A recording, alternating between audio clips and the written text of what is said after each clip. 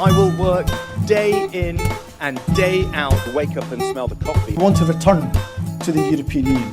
Another future is possible, but we've got to fight for it. Order! Hello and welcome to the Debated podcast. As always, I'm your host, Will, and in this episode, I'm delighted to be joined by Michela Wrong, a journalist for many years with Reuters and the Financial Times, author of 5 books on Africa, including the book that we're going to be discussing today, Do Not Disturb, the story of a political murder and an African regime gone bad. Welcome to the podcast.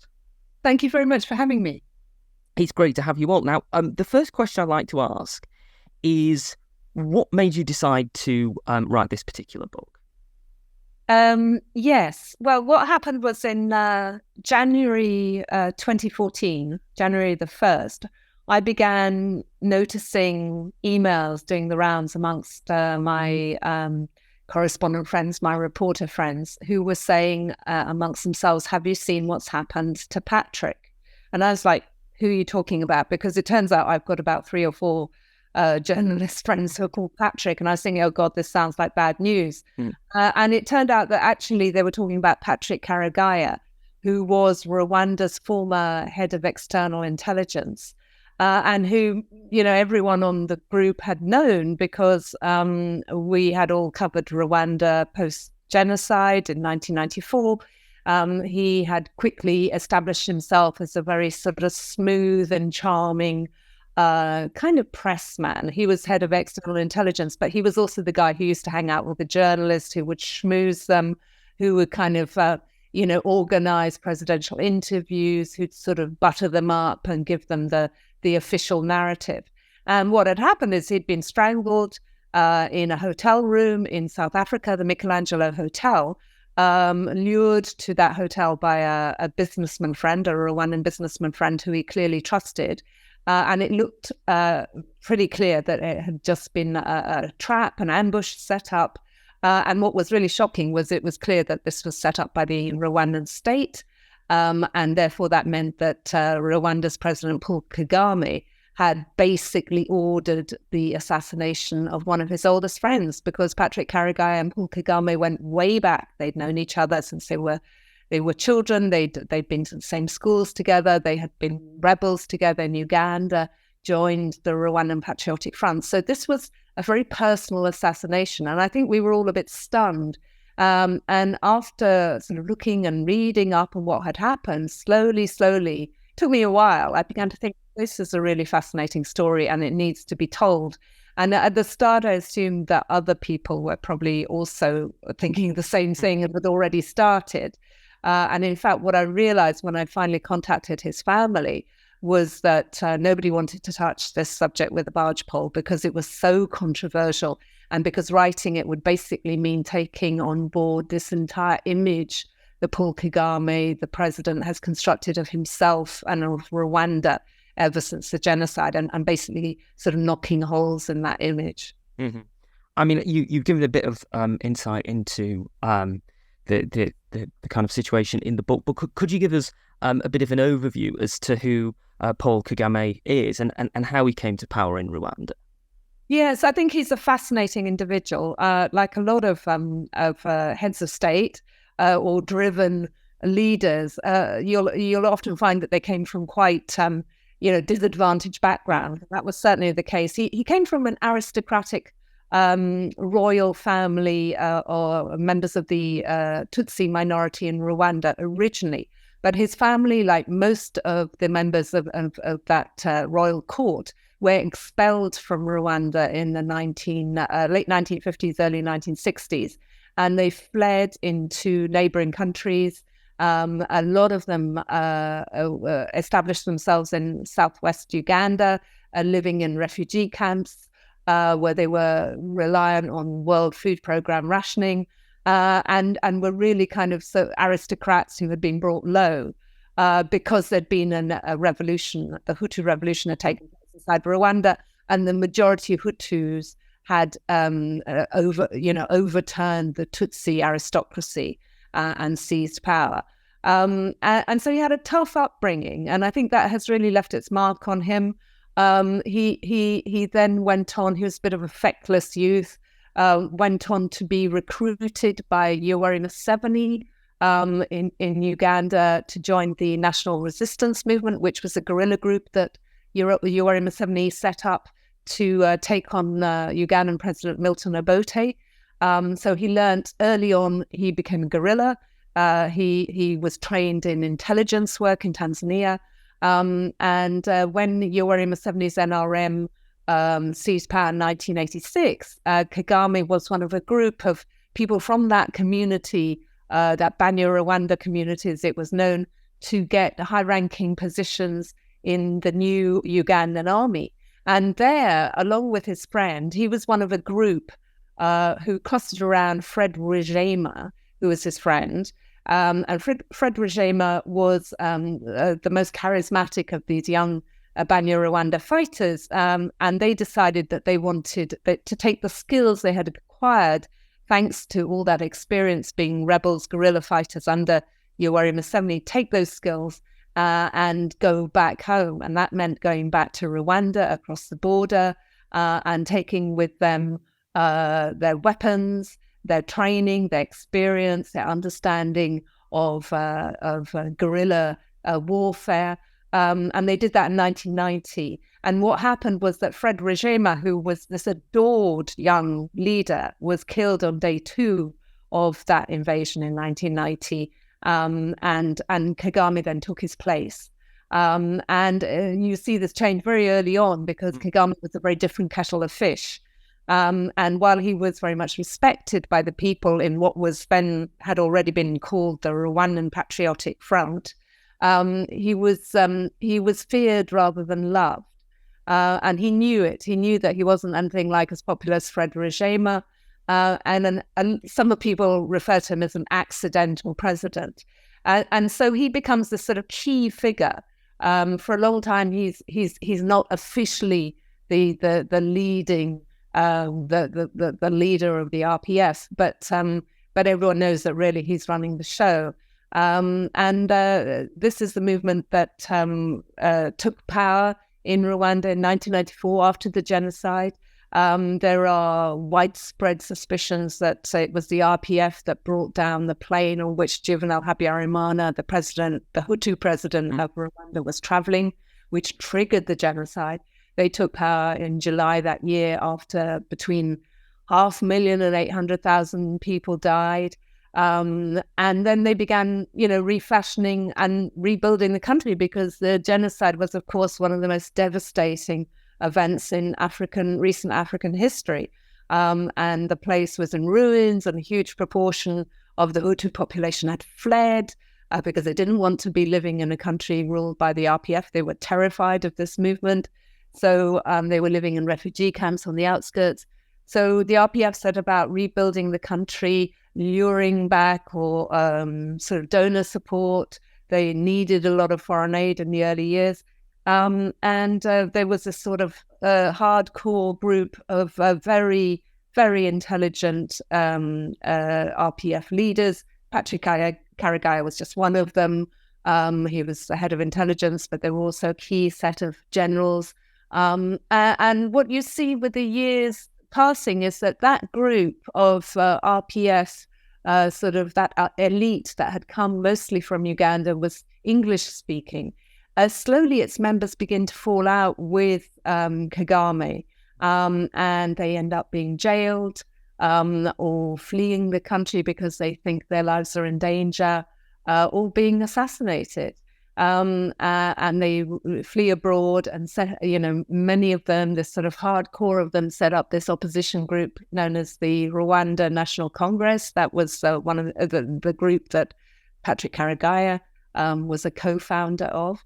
And they start to denounce Paul Kagame as a dictator, and to say, pointing out that he is rigging elections, that he doesn't tolerate political dissent, that journalists are disappearing or being killed, and that this is not what they fought for. This is not, why they invaded the country and took on the former Hutu army. So I think now you have a real dichotomy, because on the one hand, Paul Kagame has been extremely adept at courting seducing the West, and so and not just the West. I mean, he seems to be constantly jetting around the world now, walking along red carpets, at military parades in his honor. And he's, constantly being invited to places like Davos or to give speeches. And he's regarded as this great sort of the man who saved Rwanda and rebuilt Rwanda. And Rwanda is hailed as a development miracle story. But there's also a huge amount of contestation from members, not only of his own country, but his own state, but also his own Tutsi minority, who is saying, no, this is not what it seems. This is a really frighteningly repressive country where freedom of thought is completely crushed. Where demonstrations never happen, where the head of the opposition, Victoire Ingabire, spent 8 years in jail and is now under house arrest. This man is not what he seems and not what he is widely hailed as and praised for being. So I think there's a real schism now between how Kagame is seen often in the West and how he's seen by the people who knew him best.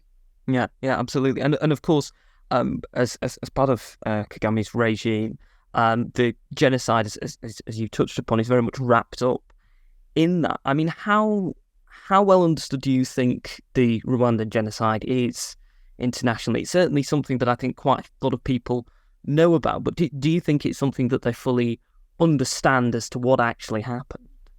No, I don't think they do understand it, because what you're seeing, sadly, is, and this started right, from the get-go. And one of the things I say in my book is that I fell for it just as much as anybody. I tried to be honest about that.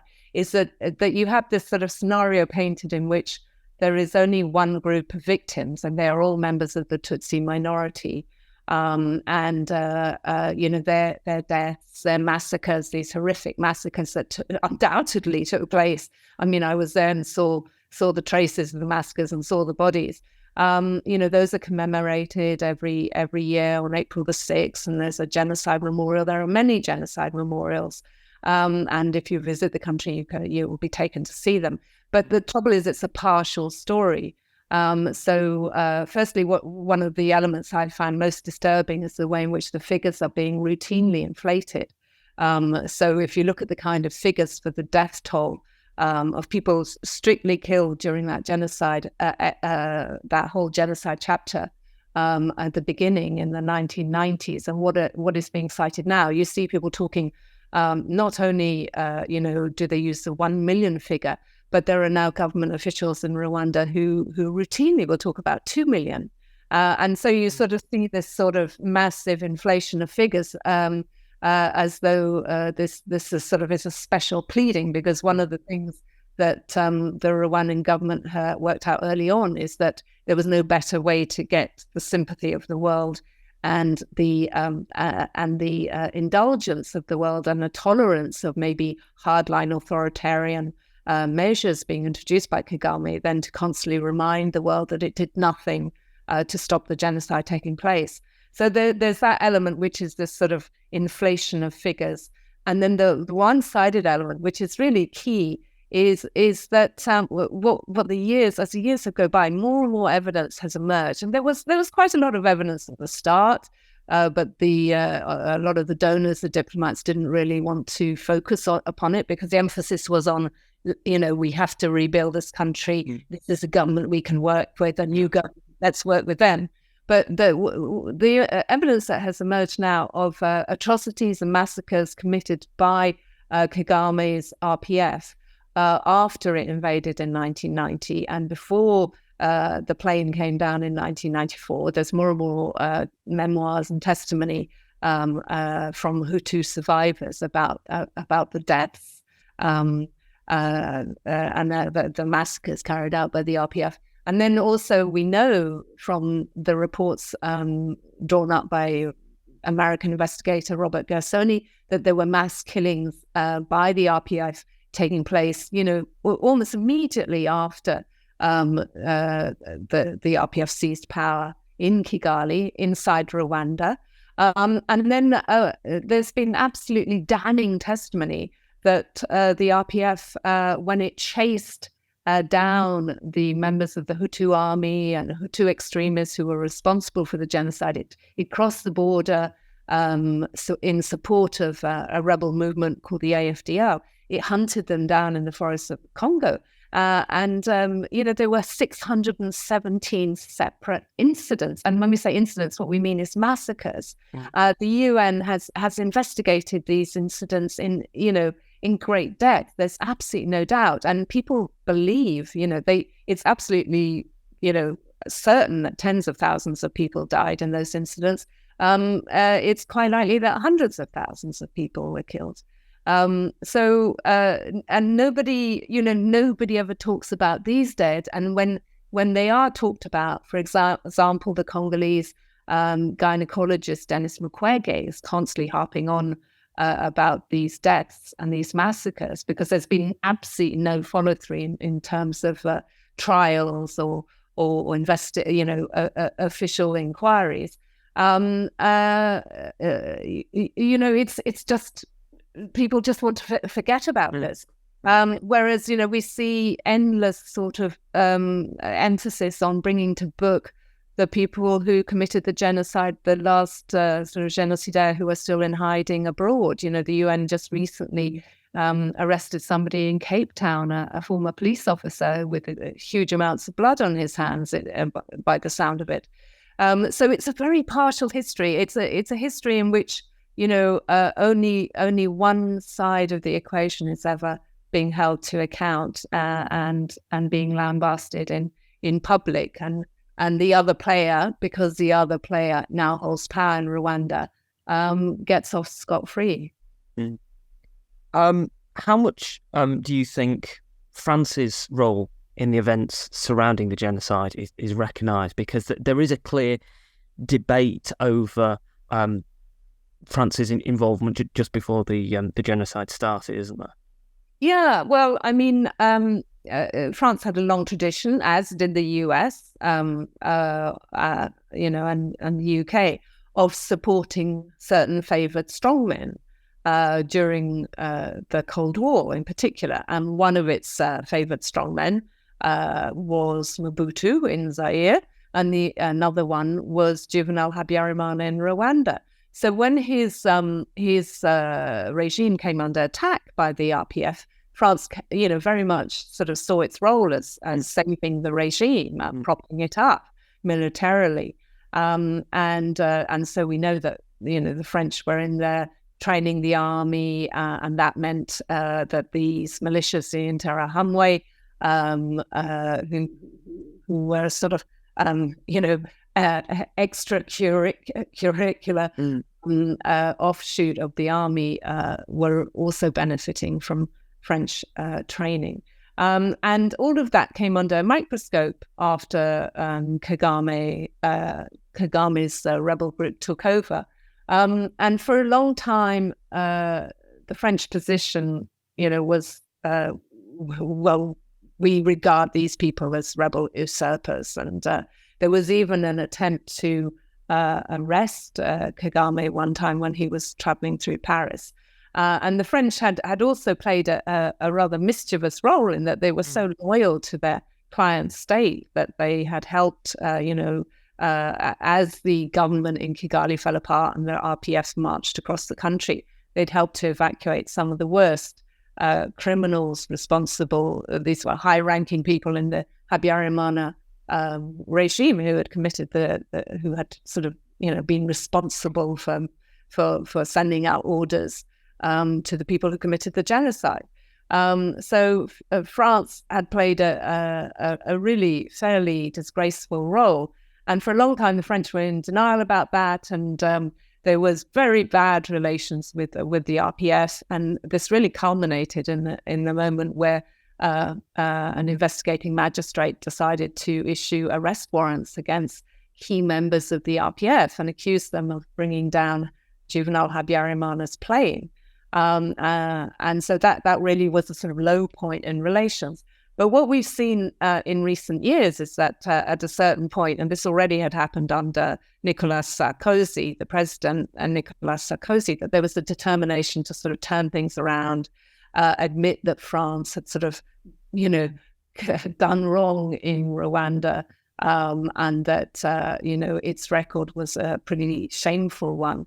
And so there was a whole investigation launched in France, which produced the Duclair report. Emmanuel Macron, following in the footsteps of Sarkozy, ended up going to Kigali to shake hands with Kagame and to admit, there was not an official apology, but to admit that that France had sort of played a collaborative role, that there was a certain level of French complicity in the genocide. So that was a pretty remarkable turnabout. I'm afraid I see this as a very cynical period. I think in France, when I read what the French press is writing about Kagame, I think there's a sense of, because there's a profound sense of shame about France's record in Rwanda, there's also a disinclination to perhaps acknowledge that Kagame himself is not exactly a choir boy, and that he's got a huge amount of blood on his hands, and that he's also playing a very, very destructive role, thanks to his frequent military interventions over the years, over the decades, into neighboring Congo in destabilizing the entire region. It's pretty widely acknowledged now, including by the UN and including by France, that Rwanda is supporting and arming and equipping the M23 rebel movement that is laying waste to Eastern Congo. So that's all Paul Kagame's work. But there's a disinclination to face that fact because France is so embarrassed about the role that François Mitterrand, the socialist president, played in supporting Juvenal Habyarimana, who was the president who oversaw a genocide. Well, he didn't oversee it because he died before it started, but who, he was certainly responsible for the creation of a toxic society in which the genocide became, then followed upon that. I think, I look at France and I think, wow, you're making exactly the same mistake as you did when Mitterrand was supporting Habyarimana. You are, you're absolutely uncritically supporting an African dictator who is, destabilizing the entire region. And the reason France is doing it is very cynical as well, because it has interests in places like Mozambique. It's got a Total liquefied gas installation that was threatened by a jihadist movement. It's finding itself, its troops and its ambassadors increasingly are being shown the door in Western Africa and the Sahel region. And it realizes that it can get Rwanda to send forces to those countries and protect French interests. And so there's been a deal done with Kagame, and Kagame is back getting a lot of French aid again. A nice fat package of aid was announced. I think it was a year and a half ago. So it seems to me that you're seeing a sort of history repeating itself, and I find it sort of unbelievable that the French can't see that this is exactly the same game that turned sour on them back in 1994, and that if you support a dictator who has absolutely no compunction in ordering sort of mass killings when he feels it suits his purpose, this will come back to bite you. Mm-hmm. On that point, why do you think that the international community hasn't done more to tackle Kagame's regime, and why do you think it is so keen to roll out the red carpet for him? He's currently chair of the Commonwealth. It seems quite extraordinary given what he's doing in his own country, and outsider to those who criticise his regime, the way that the international community is responding to him. Why do you think it's responding in that way? Well, I think at the start, there was a real sense of guilt over the West's failure to intervene to stop the genocide. And that worked, that was a card that the Rwandans could keep playing very effectively for a long time. And therefore, there was a sense of such guilt that, no one wanted to look too closely at the RPF's own record. Then I think what we saw happening, and I think not enough attention is paid to this, is that you saw Rwanda realizing that if it could present itself and play the game of being a developmental miracle, it would be allowed all sorts of leeway. And so you see a very small state that has worked out how to tick the various boxes that really impress development officials. And so, on sustainable development goals, Rwanda always scores brilliantly well. Maternal health, on COVID, anti-COVID measures, on primary school education, all those boxes it ticks. And this is very important to the West, because the West sort of spent decades, sending foreign aid into Africa. And, there's a huge amount of cynicism amongst Western publics who are saying, well, what have we got to show for it? But, in Rwanda, there's this sort of shining beacon of apparent developmental success. And then, development officials will say, okay, yes, it's not a democracy, but where is? And anyway, that's none of our business. My answer to that is always, if you look at the figures a little more closely, the statistics, the record is nothing like as impressive as Rwanda likes to make out, and that there's a lot of wishful thinking on the part of Western donors. But finally, I would say that there are now some very special, specific interests that the West is pursuing, and that Rwanda has learned how to sort of cater to those needs. So France needs fighters. It needs African fighters to do the fighting that French troops used to do in Africa and no longer can because they're not welcome. So you see Rwandan forces deploying around that Total installation in Mozambique, which is set to start working again, having been rendered inactive by that jihadist rebel group. So France has got every interest in supporting Kagame as a kind of, it's like Rwanda is playing the role of Wagner for France. It's their mercenary force that can be deployed at short notice and extremely effectively, because everyone is agreed that the Rwandan army is really very good at what it does. And in Britain here, what you see, and this is a plan that we see, Denmark was also quite keen on rolling out a similar plan. Germany's been talking in similar terms, that you see the offshoring of asylum processing with this negotiation between Britain and Rwanda, which the deal signed so that all illegal asylum seekers coming to the UK would be flown immediately to Rwanda to have their requests processed there. Now, this has hit the courts and is in trouble in the courts. So we had an initial ruling, last year that, yes, it was legal. And then recently on appeal, the judge said, no, it isn't legal. And it's going to go to the Supreme Court probably around Christmas time. And my own view is that no one will ever go to Rwanda because by the time, we have a Supreme Court ruling, we'll be in pre-election mode. And it will just not be a priority, but I could be proved wrong. But that means that ever since that deal was signed between Priti Patel, our former Home Secretary, and Rwanda, that the Brits simply won't utter a single word of criticism about what they see Rwanda doing at home, locking up journalists, crushing the opposition,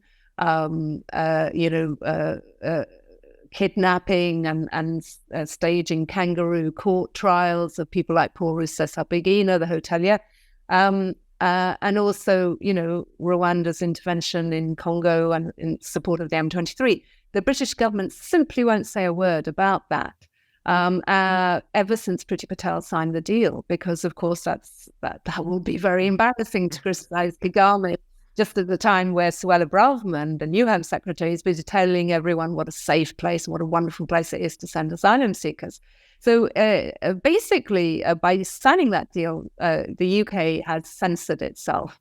And it's really striking if you compare what the UK says now about Rwanda in public and what it used to say about Rwanda, the concerns it used to raise about the harassment of journalists, the mistreatment of prisoners in jail, disappearances, arbitrary arrest, all of these things where, he used to publicly say it was very concerned about them.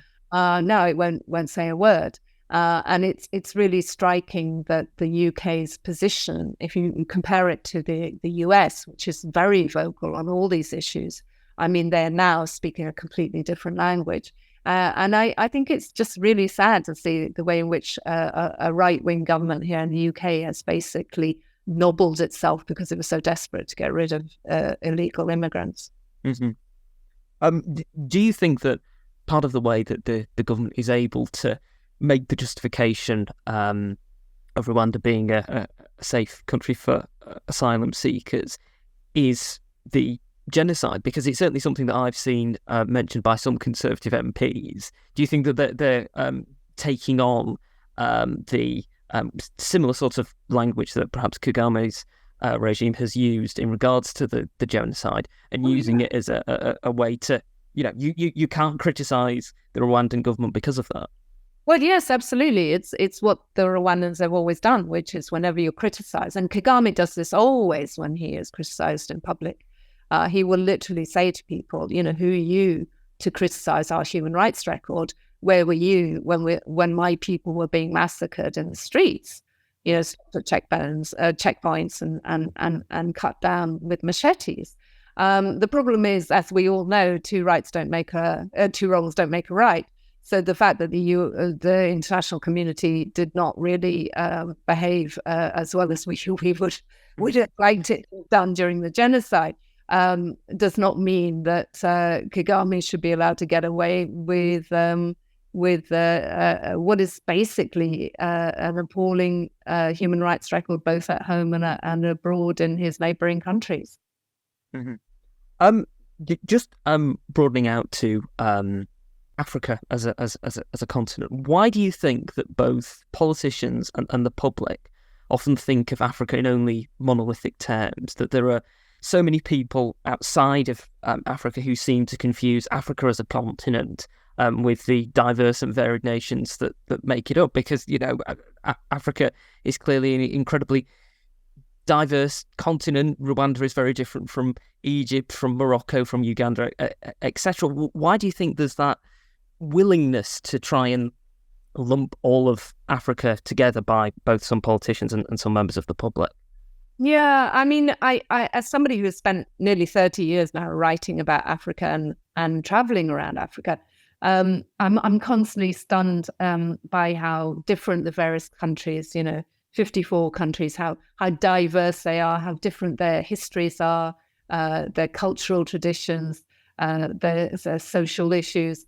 And also, I'm always struck by how little people in the West know about them and know about the differences. And I think, there are reasons for this. I mean, one of the reasons is we have a generation now, the people who used to have maybe members of the family who were colonial officers, who had served in Ghana or Kenya or Nigeria, or went out to South Africa to work in the mines, or ran Shell, or that generation is dying off. So that link it has gone. Maybe some of us had grandparents who had sort of worked trying to sort of roll that education in various parts of Africa, and they're gone now. And we're not doing that anymore. So that link has been broken. I think there are also some really solid reasons. I mean, very few of us go on holiday to Africa. If we do go on holiday to Africa, we'll only go to certain safe seen as safe places like, Kenya, South Africa, Tanzania to push.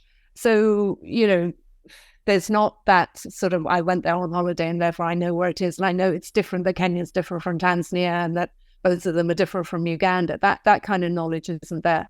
But I used to work for the Financial Times, and what really struck me was that how little economic reporting I ever did for the Financial Times. They were interested in what was going on politically because it had massive implications.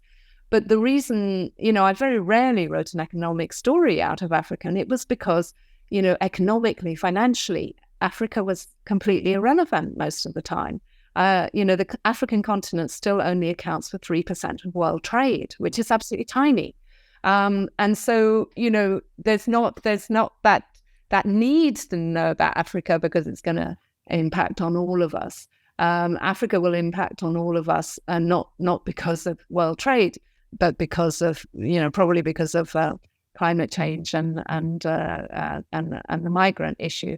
But I think, we tend to know about places that really matter to us in a series of personal ways or financial, economic or political ways. And Africa often just seems a bit irrelevant. So I think that's probably the reason. I have to say that, as the West sort of continues to fail to understand Africa or get to grips with its particularities, other nations are engaging with it more.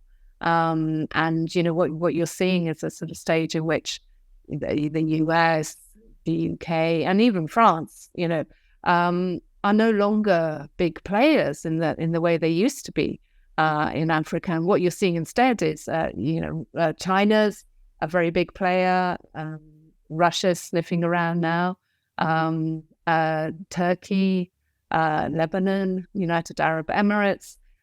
These are countries that are engaging with Africa. And I think, we've reached a post-Cold War era in which, the players are different. And the West is largely looking at Africa in terms of, the problems posed by jihadism. That's really the main concern for capitals in the West. Is Africa going to become a breeding ground for the kind of Islamic extremism that proved to be such a challenge and such a danger in the Middle East? But otherwise, there's a sort of pulling back. I think that's been gradual and a steady pulling back and pulling out. Mm-hmm. Absolutely. Well, we're coming towards the end of the podcast, Michela. Thank you for taking the time to speak to me. But I do have one final question.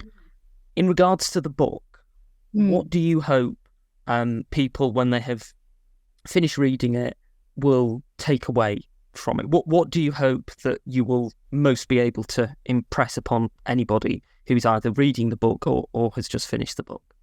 Well, I think there are two things. One is I in my books are very accessible, and they focus often on personalities, individuals. And I do that because, when you've been in these countries and spent time in them, you realize what sort of Shakespearean characters you're often describing, and these kind of extraordinary itineraries they've been on, and these sort of rise and fall of empires. And it's been a privilege for me to be able to comment and write about them and interview often the key players. And I just want to convey that because, it isn't just a sort of 54 undifferentiated countries. These are extraordinary, turbulent histories and larger than life characters who have shaped the destiny of Africa. And I hope that by writing in an accessible way and drawing out these complex individuals, that people will sort of get it and sort of remember, who these people are and how these countries were shaped and have changed, because they've all gone through dramatic changes. If you look at Uganda, Democratic Republic of Congo and Rwanda over the last 25, 30 years. I mean, my God, what a series of dramatic events they've been through. But the other thing is, more specifically towards Rwanda, I do think that there's been a sort of Potemkin village constructed around Rwanda. I think I often think of the analogy between the kind of great press and admiration that the left used to give Stalin. Early on in his reign, when before we knew that so many people had died as a result of his policies and the sort of nastiness and brutality of it all. And I think that similarly with Kagame, that this is this is one of the most repressive regimes in Africa today, and it is weird and disturbing to see it being routinely praised in the way it currently is. And I in writing my book, I was just sort of wanting to say to people, do you even know who you're dealing with? Because this is not the man. I have interviewed him a couple of times, and I have seen, what the RPF, how it has changed and morphed, and what it now represents in Africa, what it's doing in the region. And you think, you really need to inform yourselves rather better. And in terms of Britain, I mean, the idea that we would be sending people who are fleeing persecution to this repressive country that is Rwanda, I mean, it's just surreal. So I wrote the book long before the Priti Patel signed her deal with Paul Kagame. But I would just like a certain sense of reality to crystallize here in the West. Absolutely. Well, thank you once again for coming on the podcast. If people want to find out more about you, if people want to buy a copy of the book, where should they go to do those things? Well, I obviously there is more than one place that you can buy books, so I'm always a bit wary of mentioning Amazon, but all of my books can be bought on Amazon. My publisher in the UK is Fourth Estate, which is HarperCollins. So you can also buy direct from the HarperCollins website. A lot of good bookshops have it in stock on their shelves, and some of my other books as well. In the US, it's Public Affairs, which is part of the Hachette imprint, and again, it's all available on Amazon and also on Hachette and Public Affairs' websites. So yeah, and it's what's very nice for me is there's an audio version of the book which I read out myself. It just about killed me, but I read it. And there's also an ebook for people who can't get access to bookshops or Amazon. If you're living in Africa, Amazon doesn't really work, but you can get an ebook copy delivered to your Kindle. So that there are many ways in which to access this book. Fantastic. Thank you once again for coming on the podcast. Well, thank you for being so interested. Thank you for listening to this episode of the podcast. If you've enjoyed it, you can subscribe to us on iTunes, Spotify, Podbeam, and Amazon Music. You can also follow us on Twitter, @DebatedPodcast, like us on Facebook, Debated Podcast, and if you'd like to get in touch with us, whether about appearing on an episode of the podcast or commenting on an episode that you've listened to, you can do so at thedebatedpodcast@gmail.com. Thank you for listening. I hope you listen to the next one.